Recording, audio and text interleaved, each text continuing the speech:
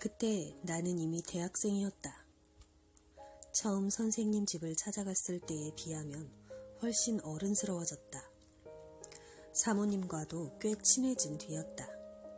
나는 사모님과 함께 있어도 거북하지 않았다. 마주보고 앉아 여러 가지 얘기를 나눴다. 하지만 특별할 것도 없는 잡담에 불과했기 때문에 지금은 전혀 기억나지 않는다.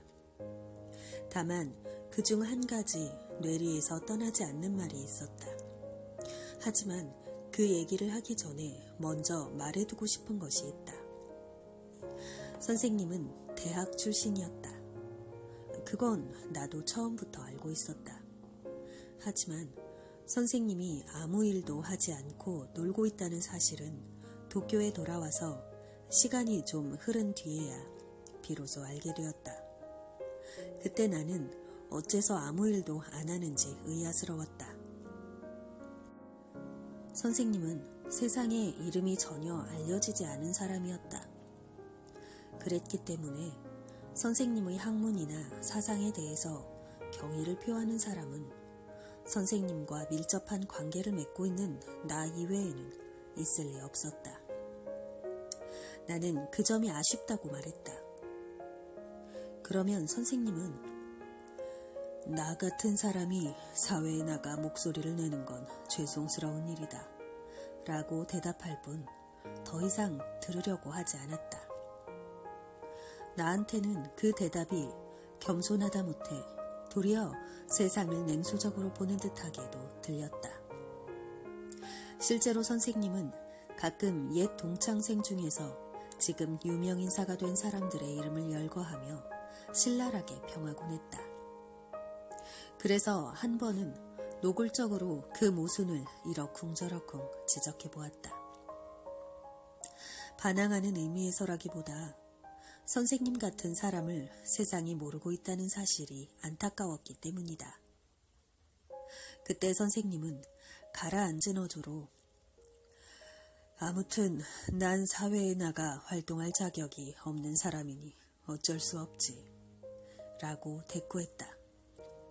선생님의 얼굴에는 어떤 짙은 감정이 역력히 드러났다. 그것이 실망인지 불만인지 비애인지 알 수는 없었지만 아무튼 더 이상 언급할 수 없을 정도로 짙었기 때문에 나는 그만 입을 다물 수밖에 없었다. 사모님과 얘기하다 보니 화제가 자연히 선생님의 은둔 얘기로 옮아가게 되었다. 선생님은 왜 그렇게 집에서 사색하거나 공부하거나 하실 뿐 사회에 나가서 일하지 않으시는 건가요?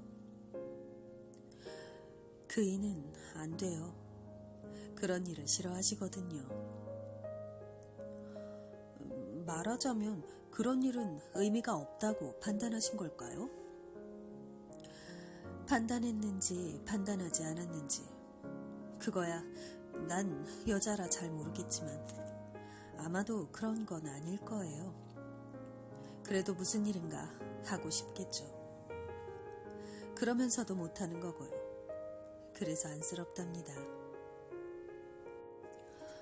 하지만 선생님은 어디 아프신 것 같지도 않고 건강해 보이시는데요? 물론 건강하세요. 지병 같은 것도 없고요. 그런데 왜 활동을 못 하시나요? 그걸 모르겠어요. 그걸 알 것 같으면 나도 이렇게까지 걱정되진 않을 거예요. 모르니까 안쓰러워 죽겠어요. 사모님의 어투는 매우 동정적이었다. 그러면서도 입가에는 미소가 보였다. 겉으로 보기에는 내가 오히려 더 진지했다. 나는 심각한 표정으로 잠자코 있었다. 그러자 사모님이 갑자기 생각난 듯이 다시 입을 열었다.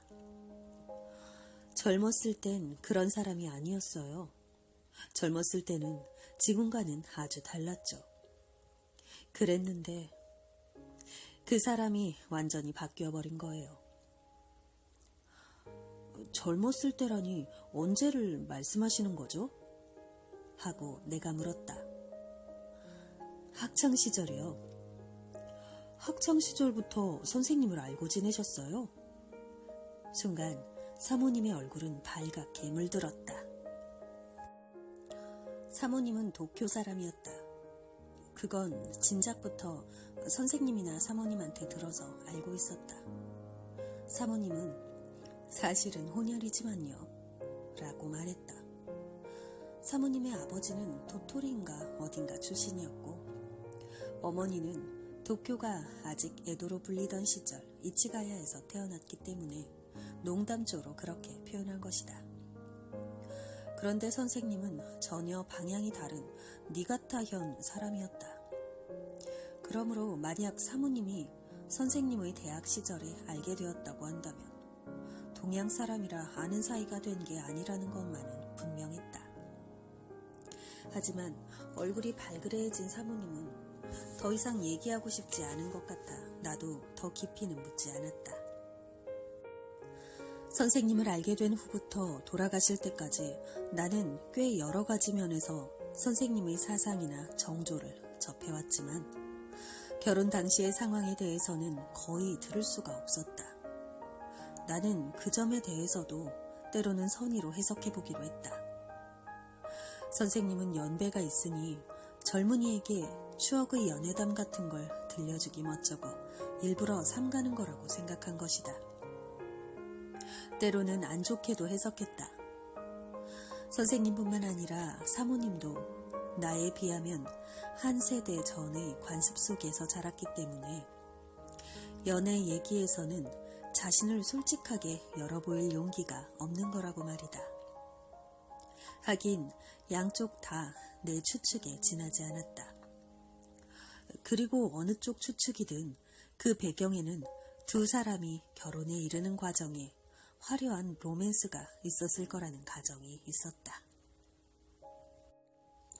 과연 내 가정은 틀리지 않았다. 그러나 이는 연애의 반쪽만을 상상으로 그려본데 지나지 않았다. 선생님이 아름다운 연애 뒤에는 무시무시한 비극이 존재했다. 그리고 그 비극이 선생님에게 얼마나 비참한 것이었는지 연애 상대였던 사모님은 전혀 알지 못한다. 사모님은 아직도 모른다. 선생님은 그걸 사모님한테 숨긴 채 죽었다. 사모님의 행복을 파괴하기 전에 먼저 자신의 목숨을 파괴한 것이다. 나는 그 비극에 대해 지금은 아무 말도 하지 않겠다. 그 비극 때문에 맺어지게 되었다고도 할 수 있는 두 분의 애정은 앞서 말한 대로다. 두 분 다 나한테는 아무 얘기도 해주지 않았다. 사모님은 말을 조심하려는 생각 때문에, 선생님은 거기에다 그 이상의 깊은 이유 때문에. 다만 내 기억에 남아있는 일이 하나 있다. 언젠가 벚꽃이 한창 만발했을 때 나는 선생님과 함께 우에노 공원에 갔다. 그리고 거기서 아름다운 한 쌍을 보았다. 그들은 다정하게 꼭 붙어서 벚꽃 아래를 걷고 있었다. 장소가 장소이니만큼 꽃보다는 그들을 쳐다보는 사람이 많았다. 신혼부부 같군요. 하고 선생님이 말했다. 사이가 좋아 보이는데요. 내가 덧붙였다. 선생님은 쓴 웃음조차 짓지 않았다. 두 남녀가 시야에 들어오지 않는 방향으로 발길을 돌렸다. 그러고서 내게 이렇게 물었다. 누구를 사랑한 적이 있습니까? 나는 없다고 대답했다. 사랑하고 싶지 않아요? 나는 대답하지 않았다. 하고 싶지 않은 건 아닐 테죠. 그렇죠. 학생은 방금 그 남녀를 보고 놀렸죠. 놀리는 말 속에는 사랑을 하고 싶으면서도 짝이 없어 못하는 불만이 섞여 있었을 겁니다. 그런 식으로 들렸나요? 그래요. 사랑이 주는 만족감을 아는 사람은 좀 더 따뜻하게 말하는 법이지요. 하지만 사랑은 죄악입니다. 그걸 아나요? 나는 순간 깜짝 놀랐다. 아무 대답도 하지 못했다. 우리는 벚꽃놀이 인파 속에 있었다. 사람들은 모두 즐거워 보였다. 거기서 빠져나와 사람도 꽃도 보이지 않는 숲속으로 갈 때까지 그 얘기를 더 거론할 기회는 없었다. 사랑이 죄악입니까? 나는 불쑥 물었다. 분명히 죄악입니다. 라고 대답하는 선생님의 어조는 아까처럼 단호했다. 왜인가요? 왜인지는 곧 알게 될 겁니다. 곧이 아니라 벌써 알고 있을 텐데요. 자네 마음은 이미 오래전부터 사랑에 의해 움직이고 있잖아요. 나는 일단 자신의 마음속을 뒤적여 보았다. 하지만 그 속은 의외로 텅 비어 있었다. 짚히는 게 아무것도 없었다. 제 마음속에는 이렇다 할 대상이 하나도 없는데요. 선생님께는 지금까지 무슨 얘기든 숨김없이 다 말씀드렸거든요. 아무 대상이 없으니까 움직이는 겁니다. 대상이 생기면 안정되겠지 하는 마음에서 움직이고 싶어지는 거죠. 지금은 별로 움직이고 있지 않은데요? 자네는 뭔가 부족했기 때문에 나한테로 움직여온 게 아닐까요? 그럴지도 모르겠네요. 하지만 그건 사랑과는 다르잖아요. 사랑으로 향해 가는 단계지요. 이성과 껴안을 전 단계로 먼저 동성인 내게로 마음이 움직여온 겁니다. 제게는 그 두 가지가 전혀 차원이 다른 문제라고 생각됩니다만. 아니, 똑같아요. 나는 남자라서 도저히 자네를 충족시켜줄 수 없어요. 게다가 어떤 특별한 사정이 있어서 더더욱 자네를 만족시켜주지 못합니다. 사실 난 미안하게 생각해요. 자네가 나한테서 멀어져 딴 데로 움직여가도 어쩔 수 없고 난 오히려 그렇게 되길 바랍니다. 하지만 나는 괜히 슬퍼졌다. 제가 선생님을 떠나갈 거라고 생각하셔도 할 수 없지만 그런 생각은 한 번도 한 적이 없어요. 선생님은 내 말에 귀를 기울이지 않았다. 하지만 조심해야 합니다. 사랑은 죄악이니까요. 나한테서는 만족감을 얻지 못하는 대신 위험도 없지요. 학생은 긴 머리카락으로 꽁꽁 묶였을 때의 심정을 아나요? 나는 상상으로 알 수는 있었다. 그러나 실제로는 모른다. 어느 쪽이든 선생님이 말하는 죄악이 막연해서 잘 이해되지 않았다. 그런데다 나는 기분이 좀 나빠졌다. 선생님, 그 죄악이란 말이 무슨 뜻인지 알기 쉽게 설명해 주세요. 안 해주실 거면 그 문제는 여기서 끝내주시고요. 제가 죄악이라는 의미를 제대로 알게 될 때까지. 미안. 나는 자네에게 진실을 말하고 있다고 여겼는데 근데 그게 자네를 답답하게 만들었군. 미안해요. 선생님과 나는 박물관 뒤로에서 우구이스다니 쪽으로 천천히 걸음을 옮겼다. 울타리 틈새로 넓은 마당 한쪽에 무성하게 자란 얼룩조릿대가 그윽한 정취를 자아내고 있는 게 보였다. 학생은 왜 내가 매달 조시가야 묘지에 묻혀있는 진구의 묘를 찾아가는지 압니까? 선생님의 이 질문은 너무나 느닷없었다. 더구나 선생님은 내가 이 질문에 대답하지 못할 거라는 것도 잘 알고 있었다. 나는 잠시 대답하지 않았다. 그러자 선생님은 그제야 눈치챘다는 듯이 이렇게 말했다. 또 미안하게 됐군. 답답하게 만든 게 미안해서 설명하려고 했는데 설명하려던 게 또 자네를 답답하게 만든 결과가 되어버렸으니 도저히 안 되겠군. 그 문제는 그만 접읍시다. 어쨌거나 사랑은 죄악입니다. 알겠습니까? 그리고 신성한 거지요. 선생님의 얘기는 점점 더 아리송해졌다. 하지만 선생님은 더 이상 사랑이라는 말을 입에 올리지 않았다. 나이가 어린 나는 한 번 마음을 두면 외골수록 빠지기 십상이었다. 적어도 선생님 눈에는 그렇게 비쳤던 모양이다. 내게는 학교 강의보다도 선생님의 말이 더 유익했다. 교수의 생각보다도 선생님의 사상이 더 의미 있었다. 결국에는 강단에 서서 나를 지도해주는 훌륭한 사람들보다도 오직 혼자만의 세계에 살며 많은 말을 하지 않는 선생님이 더 훌륭해 보이게 된 것이다. 너무 열중하기만 하면 안 됩니다. 하고 선생님이 말했다. 제대로 정신 차리고 본 결과로 그렇게 생각하는 건데요? 라고 대꾸했을 때의 나는 자신감에 차 있었다. 그런 자신감을 선생님은 믿어주지 않았다. 학생은 지금 열을 올리고 있는 건데요. 열이 식으면 싫어질 겁니다.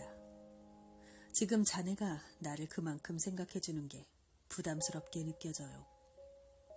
하지만 그보다도 앞으로 시간이 흐른 후에 자네에게 생길 변화를 생각하면 더욱 부담스러워집니다.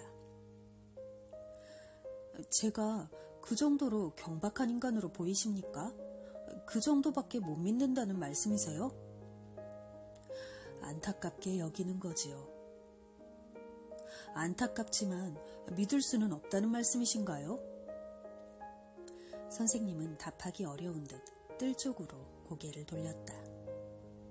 이 뜰에 요전까지만 해도 강렬한 빨강색으로 여기저기 점점이 있던 동백꽃은 이제 하나도 보이지 않았다. 선생님은 응접실에서 그 동백꽃을 바라보곤 했다. 믿을 수 없다는 건 특별히 자네를 못 믿는다는 말이 아닙니다. 모든 인간을 못 믿는다는 말이지요. 그때 산 울타리 밖에서 금붕어를 사라고 외치는 듯한 소리가 들렸다. 그 외에는 아무 소리도 들리지 않았다. 큰 길에서 200m는 더 들어가 꼬부라진 골목길은 의외로 조용했다. 집안은 여느 때처럼 쥐죽은 듯 고요했다. 나는 옆방에 사모님이 있는 걸 알고 있었다.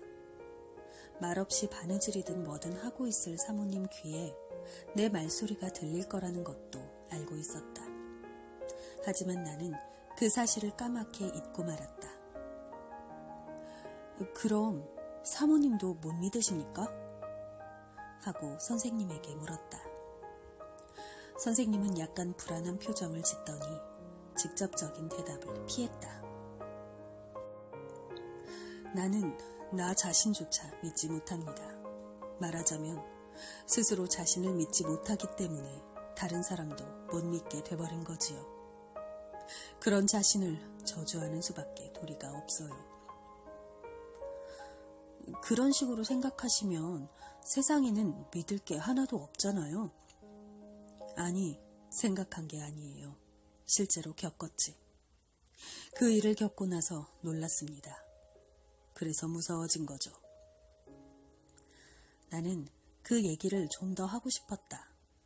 그런데 옆방과 통하는 맹장지 문 뒤에서 여보, 여보 하고 부르는 사모님의 목소리가 들렸다. 선생님은 두 번째 부름에 왜 그래? 하고 답했다. 사모님은 잠깐만요 하고 선생님을 옆방으로 불렀다. 두 사람 사이에 어떤 용무가 생긴 건지 나로서는 알 길이 없었다. 그 용무를 상상할 여유도 없이 선생님은 바로 응접실로 돌아왔다. 하여튼 날 너무 믿으면 안 됩니다. 머지않아 후회하게 될 테니까. 그리고 속았다는 배신감에 잔혹한 복수를 하고 싶어질 테니까. 그게 무슨 말씀이세요? 과거에 그 사람 앞에서 무릎을 꿇었다는 기억이 이번에는 그 사람의 머리 위에 발을 올려놓고 싶게 만들죠. 나는 미래에 모욕당하지 않기 위해서 현재의 존경을 거부하고 싶어요. 지금보다 더 외로울 미래의 나를 감당하며 사느니 외로운 현재의 나를 감당하고 싶은 겁니다. 자유와 자립과 자아가 판치는 현대를 살아가는 우리는 모두 그 대가로 이 외로움을 감내할 수밖에 없지요. 나는 그런 각오로 살아가는 선생님에게 대꾸할 말을 찾지 못했다. 나는 그 이래로 사모님의 얼굴을 볼 때마다 궁금해졌다. 선생님은 사모님도 늘 그런 자세로 대하는 걸까? 만일 그렇다면 사모님은 그걸로 만족하는 걸까? 사모님의 태도로는 만족스러워하는지 불만스러워하는지 판단하기 힘들었다.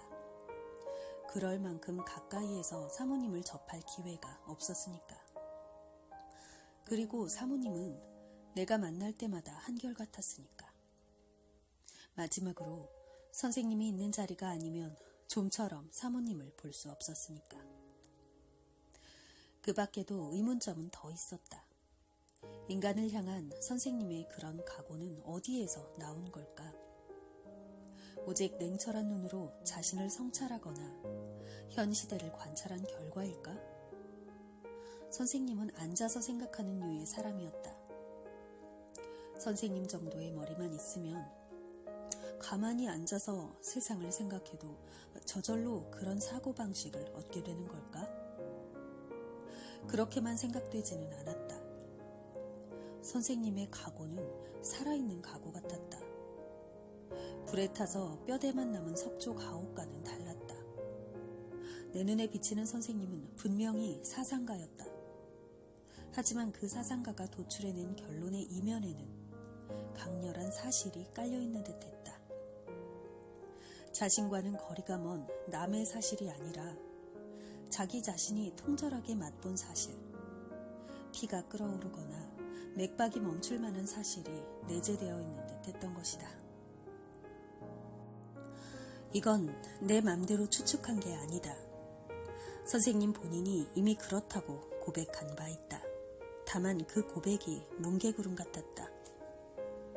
내 머리 위에 정체를 알 수 없는 두려운 것을 덮어 씌웠다. 그리고 왜 두려운지는 나도 몰랐다. 고백은 너무 불투명했다. 그러면서도 분명히 내 신경을 전율시켰다. 나는 선생님의 그런 인생관의 기점으로 어떤 강렬한 연애 사건을 가정해 보았다. 물론 선생님과 사모님 사이에 일어난. 선생님이 예전에 사랑은 죄악이라고 한 말과 아울러 생각해보면 조금 실마리가 풀리는 듯도 했다. 하지만 선생님은 실제로 사모님을 사랑한다고 내게 말했다. 그렇다면 두 사람의 사랑에서는 그런 염세에 가까운 각오가 생겨날 리 없었다. 과거에 그 사람 앞에서 무릎을 꿇었다는 기억이 이번에는 그 사람이 머리 위에 발을 올려놓고 싶게 만들죠. 라는 선생님의 말은 현대를 살아가는 사람이면 누구에게 갖다 붙여도 될 말이었으므로 꼭 사모님과 선생님 사이에만 해당하는 말은 아닐 것 같았다. 조시가야에 있는 누군지 모르는 묘. 이것도 가끔 내 머릿속에 떠올랐다. 나는 그 묘가 선생님과 깊은 사연이 있는 사람의 묘라는 것을 알고 있었다. 선생님의 생활에 다가가면서도 가까이 갈 수 없었던 나는 선생님의 머릿속에 생명의 단편으로서 존재하는 그 묘를 내 머릿속에도 받아들였다. 하지만 내게 그 묘는 완전히 죽은 것이었다. 우리 사이에 있는 생명의 문을 여는 열쇠는 되지 않았다. 오히려 두 사람 사이에 버티고 서서 자유로운 왕래를 방해하는 마물 같았다. 그러던 중 또 사모님과 마주 앉아 얘기를 나눌 일이 생겼다. 때는 해가 짧아져 마음이 조급해지는 늦가을로 누구나 몸조심을 요하는 으슬으슬 추운 계절이었다. 선생님 집 주변에서 도둑맞은 집들이 사나흘 연달아 나왔다. 도둑이 든 시간은 하나같이 초저녁이었다. 크게 돈 되는 물건을 훔쳐가진 않았지만 도둑이 든 집에서는 꼭 뭔가가 없어졌다. 사모님은 불안에 떨었다. 그러던 어느 날 밤 선생님이 집을 비우지 않으면 안 될 사정이 생겼다. 지방 병원에서 일하는 고향 친구가 상경하여 선생님은 다른 친구 2-3명과 함께 밖에서 저녁 식사를 해야 했던 것이다. 선생님은 사정을 설명하고 귀가할 때까지 내게 집을 봐달라고 부탁했다. 나는 즉각 그러겠다고 했다.